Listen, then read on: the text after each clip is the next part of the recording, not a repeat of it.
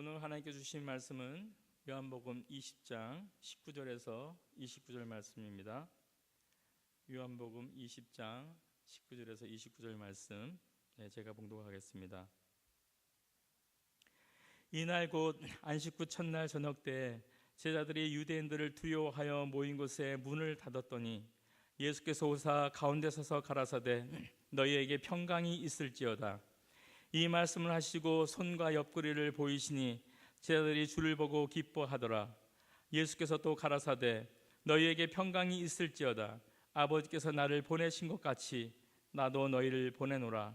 이 말씀을 하시고 저희를 향하여 숨을 내쉬며 가라사대 성령을 받으라. 너희가 네 죄든지 사하면 사하질 것이요 네 죄든지 그대로 두면 그대로 있으리라 하시니라. 12 제자 중에 하나인 디도모라 하는 도마는 예수 오실 때에 함께 있지 아니한지라. 다른 제자들이 그에게 이르되 우리가 주를 보았노라 하니 도마가 가로되 내가 그 손에 못자국을 보며 내 손가락을 그 못자국에 넣으며 내 손을 그 옆구리에 넣어보지 않고는 믿지 아니겠노라 하니라. 열흘을 지나서 제자들이 다시 집 안에 있을 때 도마도 함께 있고 문들이 닫혔는데 예수께서 오사 가운데 서서 가라사대 너희에게 평강이 있을지어다 하시고 도마에게 이르시되 내 손가락을 이리 내밀어 내 손을 보고 내 손을 내밀어 내 옆구리에 넣어보라. 그리하고 믿음 없는 자가 되지 말고 믿는 자가 되라. 도마가 대답하여 가로되 나의 주님이시여 나의 하나님이시니이다. 예수께서 가라사대 너는 나를 본고로 믿느냐? 보지 못하고 믿는 자는 복되도다 하시니라. 아멘. 오늘은 부활을 믿는 복된 사람이란 제목으로 함께 은혜를 나누고자 합니다. 부활은 기독교 최대의 사건이죠. 예수님이 죽음으로 말미암아서 우리가 구원을 얻었다는 증거예요.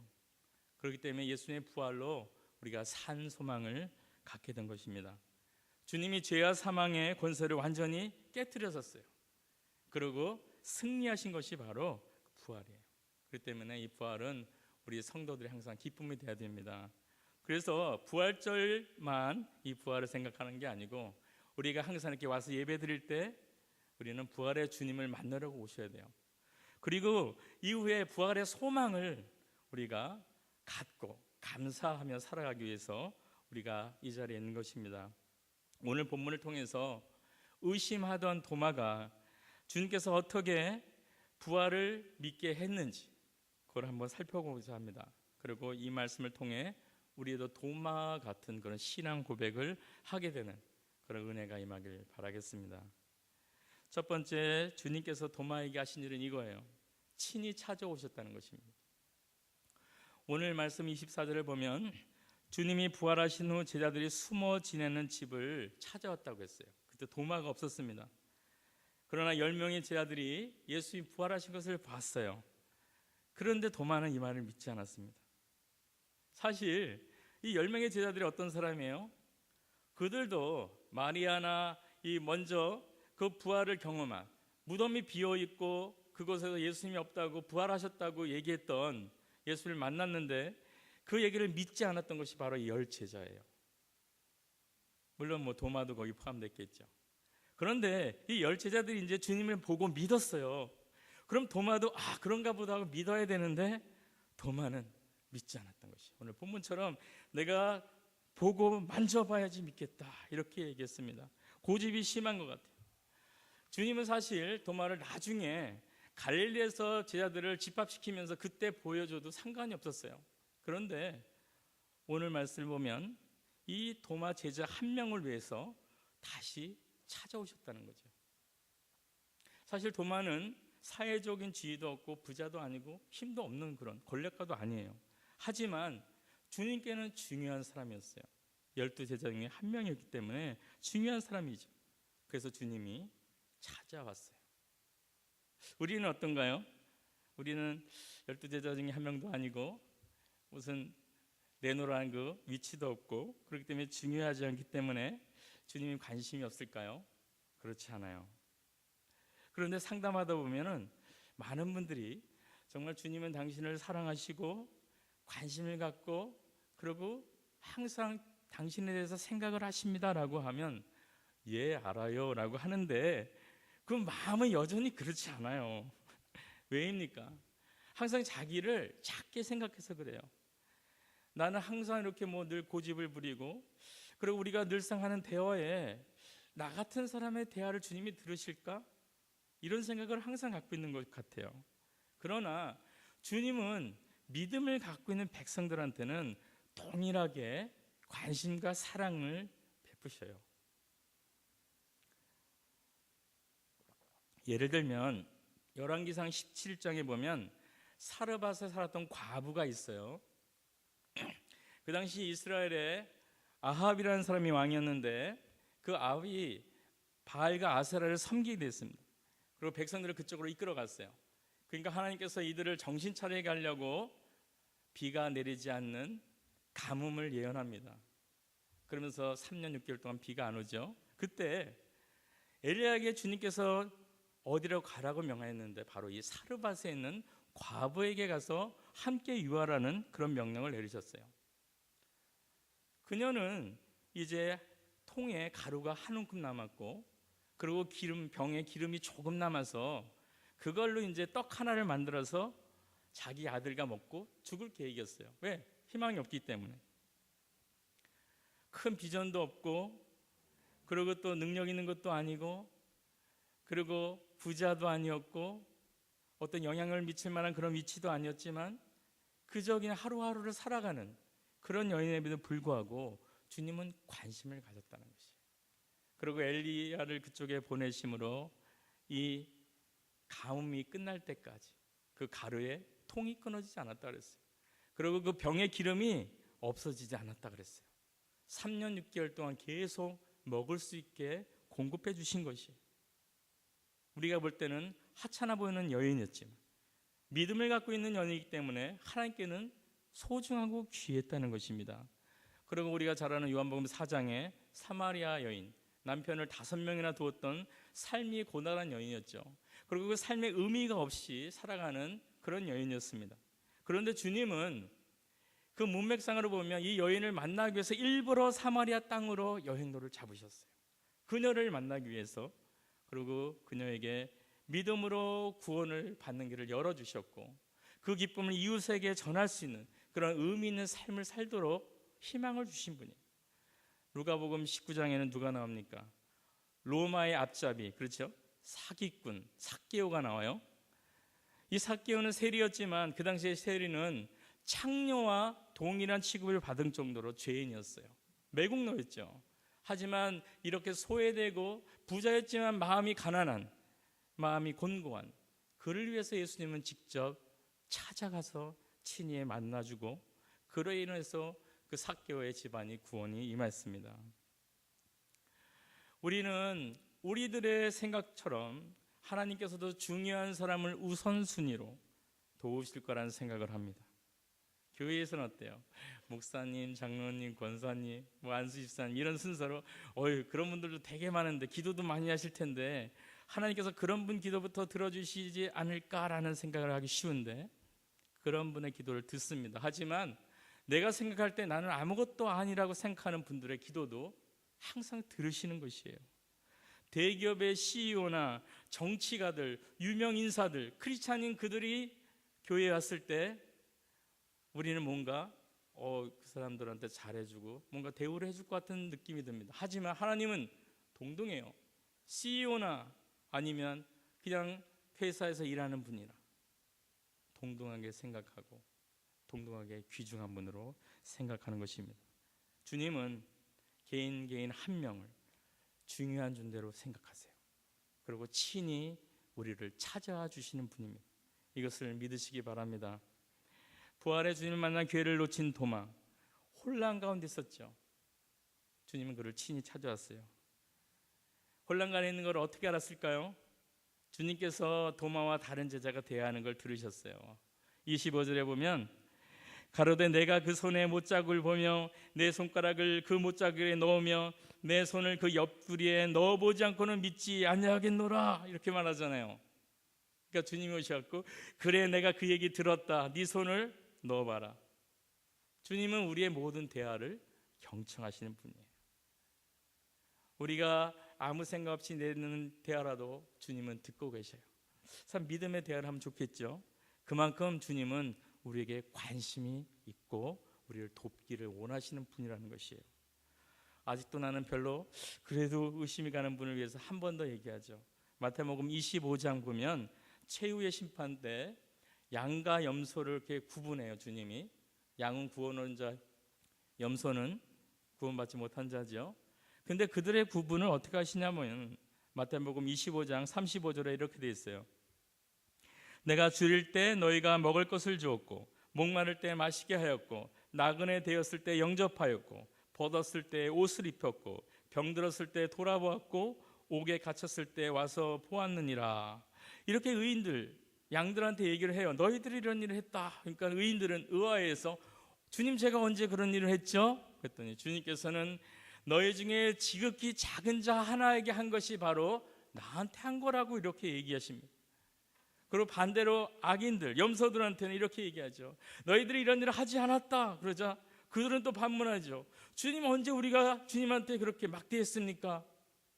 주님이 너희 중에 지극히 작은 자 하나에게 하지 않은 것이 바로 나에게 하지 않은 거다. 이렇게 설명을 하고 있습니다. 지극히 작은 자 하나에게 베푼 것이 심판의 기준으로 말씀하고 있어요. 지극히 작은 자는 주님 앞에 중요하다는 것이에요. 주님은 그 사람을 케어하기를 원하시는 것이에요. 이것을 기억하시고 더 이상 주님은 나 같은 사람의 기도, 나의 기도를 듣지 않으시지 않을까? 너무 바쁘시지 않을까? 이런 생각 갖지 마시고 주님은 우리를 찾아오시는 분이에요. 우리를 중요하게 생각하고 사랑하시는 분입니다. 그 사랑을 신뢰하고 그분께 기도하고 감사할 수 있는 우리 모두가 되길 바라겠습니다. 두 번째, 주님은 우리를 찾아오셨다 그랬어요. 왜 찾아오셨냐면 우리가 믿음 있는 자가 되기를 원하신 것이에요. 27절에 도마에게 이렇게 말하죠. 내 손가락을 이리 내밀어 내 손을 보고 내 손을 내밀어 내 옆구리에 넣어보라.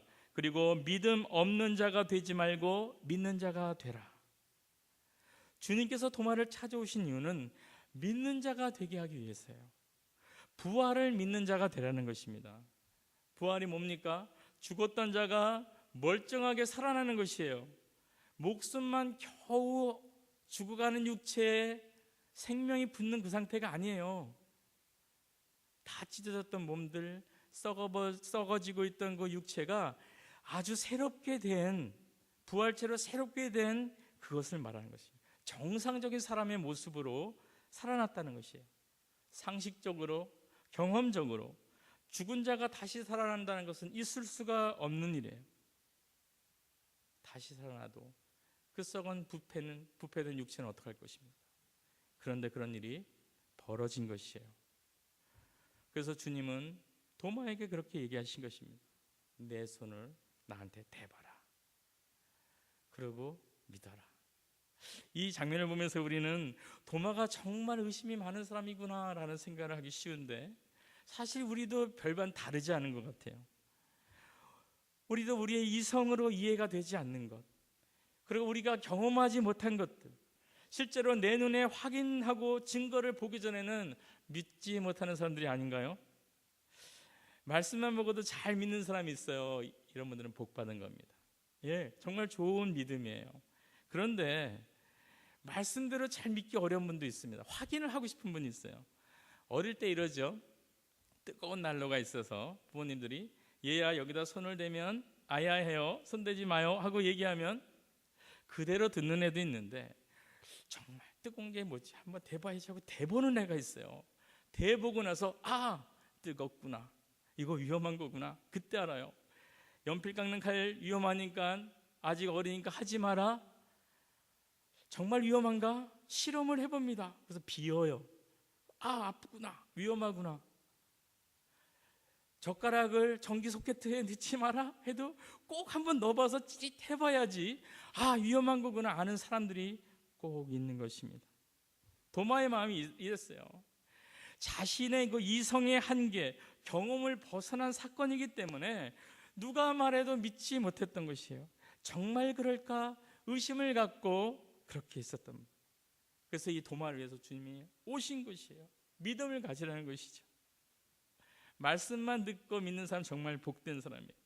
근데 도마처럼 의심이 많은 분은 도마가 믿었으니까 한번 믿음을 갖길 바래요. 그 당시에 여러 가지 설이 있었죠. 뭐 예수님이 기절하셨다가 깨어나셨다. 부활이 아니다. 아니잖아요. 사실 창으로 찔렀었죠. 그리고 훔쳐갔다. 이런 설도 있고, 또 무덤을 잘못 찾아갔다. 뭐 이런 설도 있지만 여러 가지 설이 있었어요. 이 부활을 없애게 하기 위해서. 그런데 프랭크 모리슨이라는 분이 있어요. 그분은 이렇게 소문이 나는 걸 듣고 자신도 믿어지지 않잖아요. 도마처럼. 그러니까는 이 부활은 틀림없이 거짓일 거다. 이것을 밝혀내기 위해서 3년 동안 열심히 연구를 했습니다.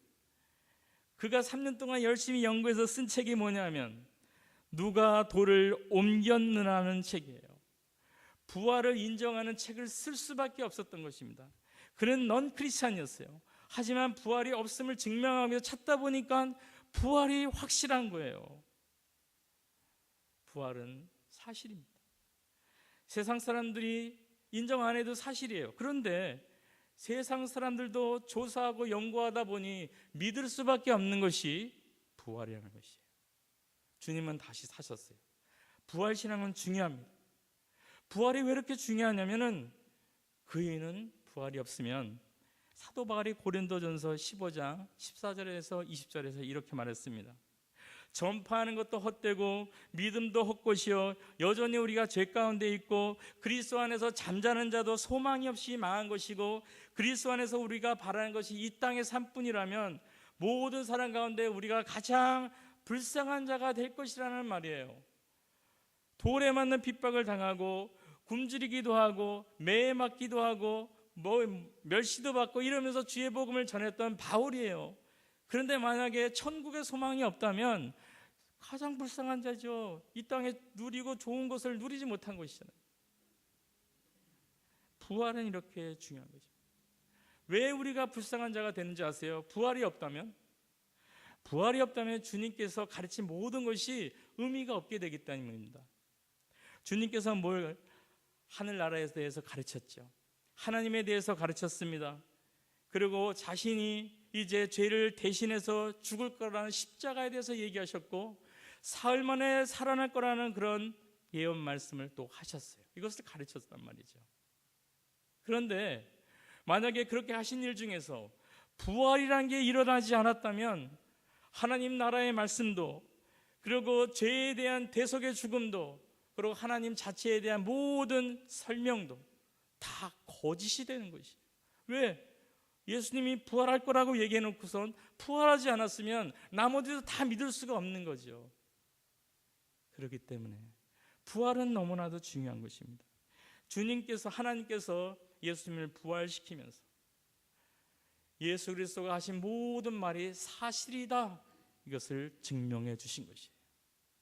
그가 선포한 하나님 나라에 가는 것도, 하나님 나라의 백성이 어떻게 살아야 되는지 선포한 것도, 그리고 십자가의 대속의 죽음도 다 이것이 옳다, 사실이다, 이것을 증명해 준 사건이 부활이에요.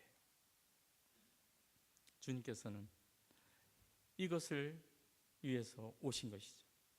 그리고 주님이 원하시는 믿음, 우리가 이런 믿음을 갖기 원하는데 우리가 생각하는 믿음보다 좀 더 들어가길 원합니다.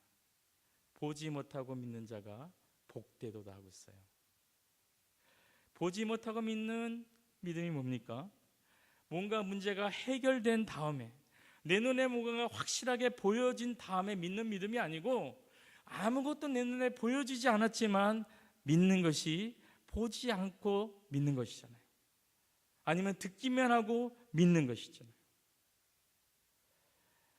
예수님의 제자들이 예수님과 함께 배를 타고 가고 있었습니다. 그때 폭풍이 막 몰아와서 이 배가 막 엎어지려고 그래요. 예수님의 제자들의 어부 출신들이 얼마나 많습니까? 그 어부 출신들이 배를 어떻게 할지 모를 정도로 위급한 상황이었어요. 그때 쟤들이 예수님을 깨웁니다. 주님을 자고 있었어요. 참 신기하게. 주님을 깨워요. 우리가 죽게 됐으니 일어나서 우리를 살려달라고 깨웁니다. 주님이 일어나셔서 폭풍을 잠잠케 하시고 한 얘기가 뭡니까? 믿음이 없는 자요, 믿음이 적은 자요, 이렇게 얘기를 합니다. 무엇입니까? 예수님이 같은 배에 타고 있는데 설마 그 배가 뒤집어지겠어요? 그걸 믿지 못했다는 것이죠. 물결이 잔잔해지는 걸 본 이후에 그들은 믿게 된 것이죠. 그리 안심할 수 있는 것이에요. 주님이 요구한 믿음은 어떤 것입니까? 물결이 아직 잔잔해지지 않고 여전히 풍랑 속에 있지만 예수님이 나와 함께 있기 때문에, 그 믿음 때문에 안심할 수 있는 것, 이것이 보지 않고 믿는 믿음이에요. 창세기 6장부터 9장에 있는 노아의 방주도 바로 이런 믿음이 아닙니까? 세상에 아직 비가 내려본 적이 한 번도 없어요. 그런데 하나님께서 이제 세상에 물이 잠길 정도로 비가 내릴 거다, 방주를 만들어라, 이렇게 노아한테 말하자 노아는 본 적도 없지만 믿었어요. 그 말씀을 믿고 방주를 짓잖아요. 이것이 보지 않고 믿는 믿음이죠. 여호수아 3장은 어떻습니까? 요단강을 건너는 일 있잖아요. 우리들이 요단강을 직접 가서 보신 분들은 요단강이 생각보다 폭이 굉장히 가까워요. 멀지 않아요. 이런 데서 무슨 위험이 있었을까 하는데, 그 당시는 어떤 상황이냐면은 홍수가 나서 물이 막 쏟아져 흐를 때예요.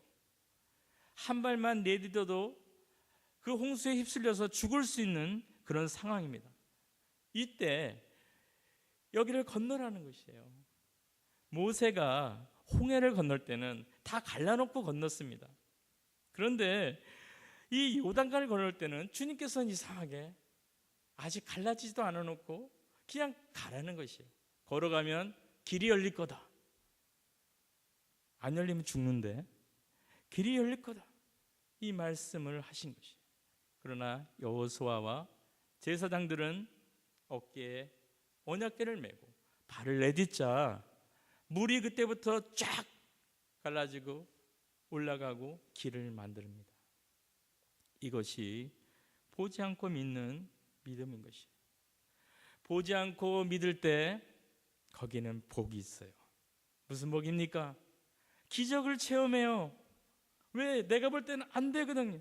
인간의 상식으로는 안 되는 일인데 보지 않고 말씀을 의지해서 행할 때 기적을 체험할 수밖에 없는 것입니다. 많은 분들이 나도 좀 기적을 좀 체험했으면 좋겠습니다. 그러면 보지 않고 믿는 믿음을 행해야 돼요.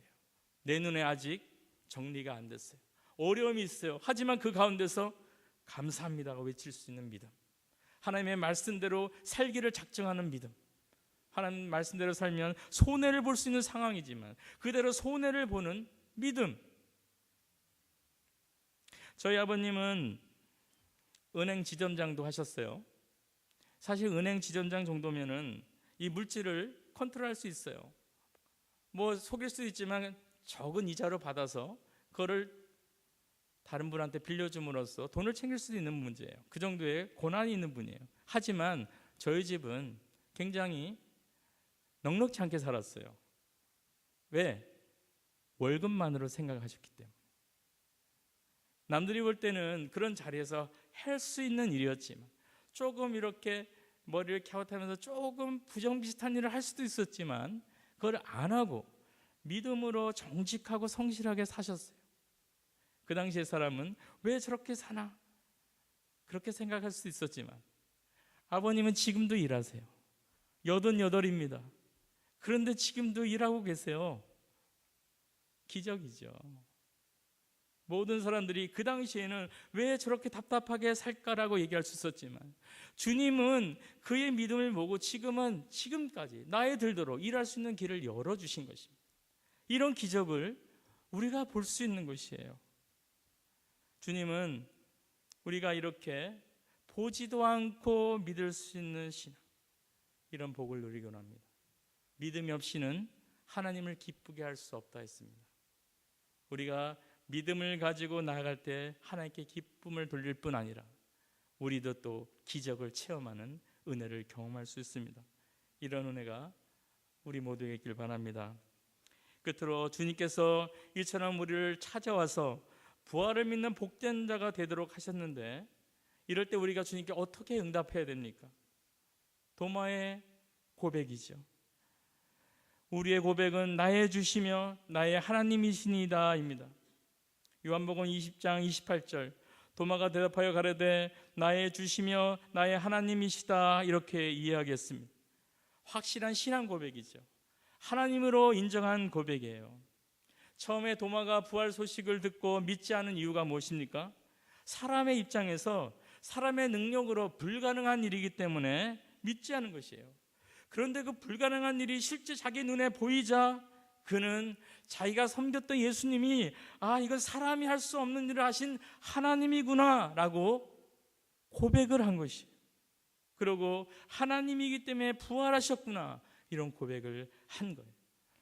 누가복음 1장 38절을 보면 가브리엘 천사가 마리아에게 나타나서 이야기합니다. 당신이 잉타하여 아이를 낳으리니 이름을 예수라 하시오라고 말합니다.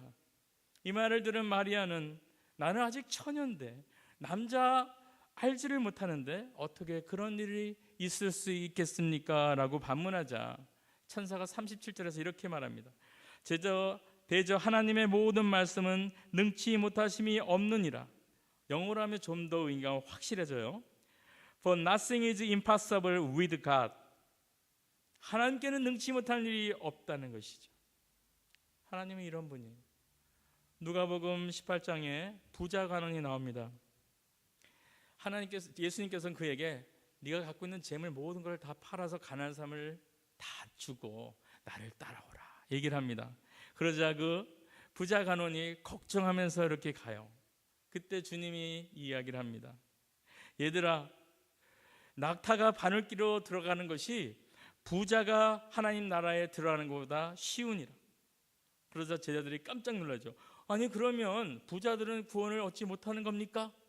라고 묻자 하나님, 사람으로는 할 수 없으나 하나님으로는 할 수 있다, 이렇게 얘기하십니다. 그리고 그 다음에 19장에 누가 나와요? 삭개오가 나옵니다. 그는 부자였어요. 그 부자가 자기 재산을 나눠주고 그러고 구원이 임하는 장면이 나옵니다. 사람으로는 할 수 없으나 하나님으로 할 수 있다는 것을 바로 보여주신 것이에요. 그리고 지난주에 말씀드렸죠. 예수님의 겟세마네 기도, 아바 아버지여, 아버지께서는 모든 것이 가능하오니 라고 기도하셨다고 말씀하셨어요. 하나님은 불가능한 일이 없으신 분이죠. 사람은 할 수 없는 일을 하실 수 있는 분이 하나님이시고 모든 일이 가능하신 분이 하나님이에요. 이것은 성경을 통해서 끊임없이, 그리고 제자들은 예수님을 통해서 보아왔지만 이들은 믿지 않았어요. 예수님이 하나님인 줄 알지 못했던 것입니다. 사실 이제껏 그 누구도 죽음을 이긴 사람이 없었어요. 죄와 사망의 권세를 이긴 사람이 없었다는 것이죠. 죽음 앞에서는 다 속수무책이었어요. 저항할 수 없는 것이 바로 죽음의 권세입니다. 그런데 예수님께서 이 사망의 권세를 이겨내시고 살아나신 것입니다. 정말로 능치 못할 일이 없으신 하나님, 그 예수님을 대면하자 나의 하나님이여 라는 고백이 나올 수밖에 없다는 것이죠. 우리도 이 부활의 이런 고백을 하길 원해요. 부활의 주님을 대면하시기 바랍니다. 모든 것을 할 수 있는 전능하신 하나님, 불가능이 없으신 그 하나님, 사람은 할 수 없으나 하나님은 할 수 있는 그 하나님을 만남으로 그 부활의 느낌을 도화처럼 경험하기 바랍니다. 그래서 도마가 나의 하나님이라고 고백한 것처럼 고백하시고, 나의 주여라고 고백을 한 것처럼 고백하세요. 나의 주님이라는 의미가 무엇입니까? 여기까지 하나님의 전능을 보지 못했기 때문에 자기의 이성을 의지했습니다. 그런데 이성의 한계점을 깨달았다는 것이에요. 자기의 교만을 깨달았다는 것입니다. 자기의 고집을 깨달았다는 것이에요. 이제 이것을 내려놓고, 전에는 듣지도 보지도 않았지만 그 예수님을 하나님으로, 주인으로 인정하겠다는 것입니다. 그가 전에는 예수님께서 죽음과 부활을 얘기했을 때 들었지만 믿지 않았죠. 인간의 잣대 때문에 그렇다 그랬죠. 그리고 또 하나가 있습니다. 그가 기대했던 것은 뭐냐면 예수님이 로마를 물리치고 다윗처럼 왕으로 쓸 것을 기대했었어요. 모든 제자가 그랬습니다. 그러므로 이스라엘을 다스리는 그 왕으로 쓸 때 예수님이 옆에 있었으니까 그 옆자리에서 높은 위치에 자기가 있게 되기를 소망하는 기대감과 그러고 비전이 있었던 것이에요. 자기의 상식으로 이해할 수 없는 일, 그리고 자기의 기대에 벗어난 일, 그런 일이었기 때문에 도마는 믿지 않았던 것입니다. 아무리 도와라. 근데 이제 더 이상 주님 앞에서 나는 무지한 자입니다, 나는 무능한 자입니다, 이것을 고백하면서 내가 이제 이성을, 경험을 의지하지 않겠습니다. 그리고 이기심에서 나온 비전을 따르지 않겠습니다. 오직 하나님의 말씀을, 그리고 하나님의 뜻을 내 삶의 기준과 판단의 기준으로 삼겠습니다라는 그런 고백입니다. 이것이 나의 주요라는 고백이에요. 부활은 인간으로서는 불가능한 일이에요. 하나님만이 하실 수 있는 일입니다. 1년에 한 번씩 절기로서 다가오는 부활절이 아니었으면 합니다. 실제로 도마가 하나님을 만난 것처럼 우리도 이 부활주일에 주님을 만나시길 바랍니다. 그리고 그 놀라운 기적을 마음속 깊이 믿고 체험하면서 도마처럼 나의 주, 나의 하나님이여라는 고백을 하면서 여지껏 내가 의지해왔던 삶의 기준을, 이성과 경험과 이기적인 비전을 내려놓고 하나님의 말씀과 하나님의 뜻으로 대신 삼을 수 있는 그런 은혜가 우리 안에 있게 되길 바라겠습니다. 말씀을 정리합니다. 주님은 우리를 사랑하셔서 우리의 모든 대화를 들으시며 우리를 돕고자 친히 오신 분이에요. 이것을 믿고 신뢰하며 감사하기 바랍니다. 주님이 원하시는 부활을 믿는 복된 자가 되길 원합니다. 이것은 주님께 기쁨을 드릴 뿐 아니라 보지 않고 믿는 자에게 허락된 주의 기적을 체험할 수 있기 때문이에요. 그리고 오늘 부활의 주를 만난 도마처럼 나의 주, 나의 하나님이라는 고백을 하시기 바랍니다. 그래서 전능하신 주님의 말씀과 뜻을 내 판단의 기준으로, 내 삶의 이유로 삼고 살아감으로 내 안에서 부활의 능력과 기적을 경험하며 기쁨으로 살아갈 수 있는 우리 모두가 되길 바라겠습니다. 우리 함께 기도합니다. 하나님 감사합니다. 예수 그리스도 그 죽음과 부활로 인해서 우리에게 참 소망을 주심에 감사합니다. 주님, 우리를 사랑하시는 분, 작은 자라도 친히 찾아와서 돕는 분이라는 것을 깨닫게 해주심에 감사합니다. 이것을 믿고 신뢰하며 주님께 기도할 수 있는 저희들이 되게 해주시고, 주님, 우리가 부활의 신앙을 갖기를 원하신다고 하셨사오니 하나님, 우리가 직접 두 눈으로 주님을 보지 못했지만 보지 않고 믿는 자의 복을 누릴 수 있는 그 기쁨을 허락하여 주시옵소서. 하나님, 그 하나님이 이제 만났사오니 이제 우리가 도마처럼 나의 주여, 나의 하나님이라는 고백을 하며 이제 내 모든 판단의 기준과 삶의 이유를 하나님의 말씀과 하나님의 뜻에 두며 부활의 능력을 경험하며 살아갈 수 있는 우리 모두가 될 수 있도록 도와주시옵소서. 우리 주 예수님의 이름으로 기도드립니다. 아멘.